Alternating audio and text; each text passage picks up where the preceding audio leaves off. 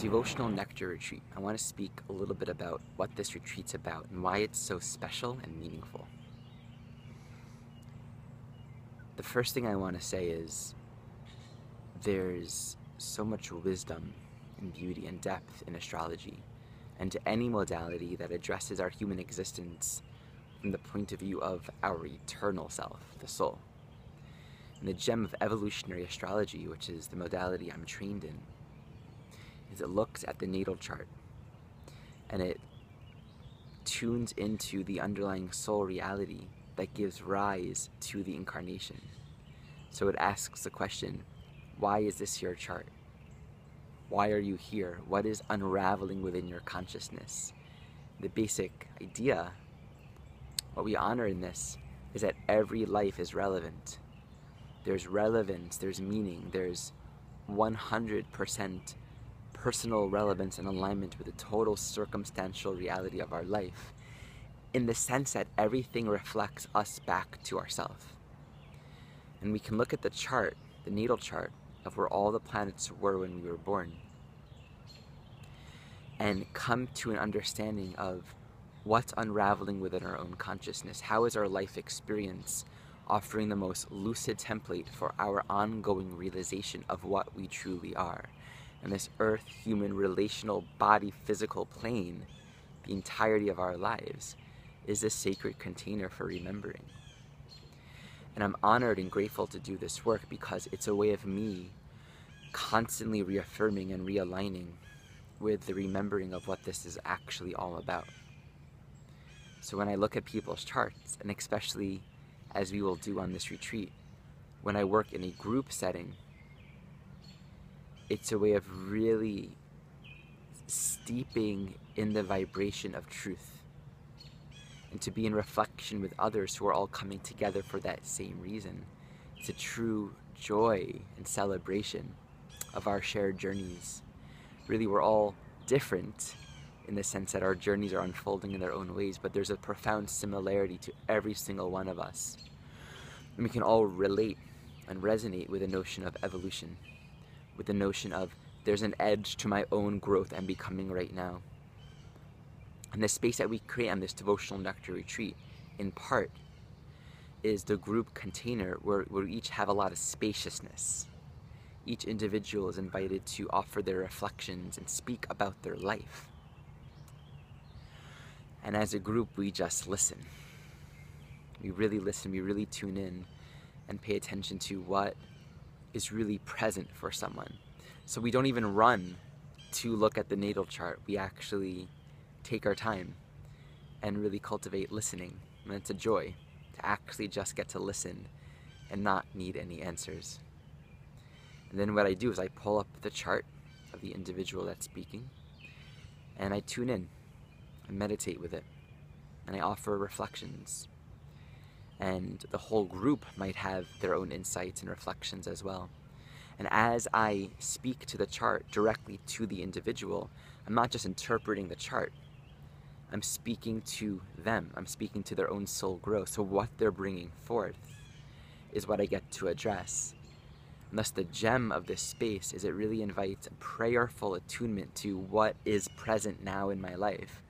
We have the opportunity in the container of a group with loving guidance to really drop into what's real, to be witnessed and to be seen, and to receive immense reflection. So as I speak to the chart, I offer astrology teachings in the process. What's really cool about that is we're learning astrology through human intimacy, through direct connection with one another. And it's interesting because so often in astrology we're looking at a two-dimensional chart and speaking about someone. Yet the essence of the someone we're speaking about is really their soul. It's the core. It's the essence of who we are. So we're really touching base potentially with the most vulnerable, delicate, intimate parts of our own being. So I love the experience of creating a container of intimacy where we're really listening to one another. And in a sense, it's our sharing, it's our presence with one another that reveals the chart to us. So in a totally effortless way, the chart becomes apparent. And my role really is just facilitating it so we can come back to the chart and actually observe, correlate what we're seeing to the chart. And that's the thing with astrology, is astrology reflects life. So if you look at life closely enough, with the guidance of an astrologer, you could really learn a lot of astrology. And I learned so much from this as well. It's really great. It's spontaneous, it's organic, and it's direct. We're feeling it, we're experiencing it.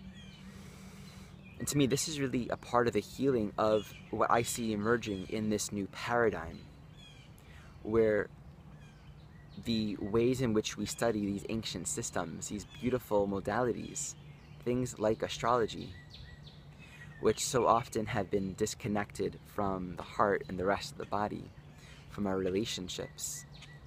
It's so often just been a purely intellectual exploration. We're bringing all the pieces back together. And to me, that's the essence of the healing that's happening now. I see that life is really about relationship. And throughout most of patriarchy, we've feared relationship. We wanted to isolate and separate so we can, in a sense, stay safe in the head.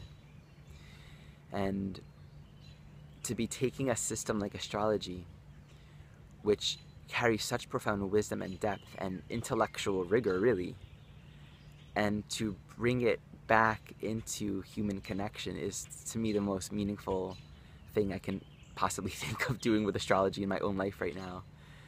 And I'm grateful to be exploring that and to be creating this path and really just to be participating in this collective remembering, reconnecting.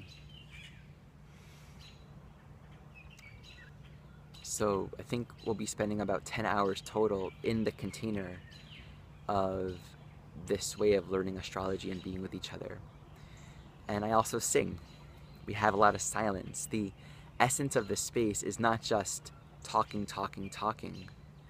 It's feeling into, and letting the words be an expression, a vehicle for what's wanted in the moment.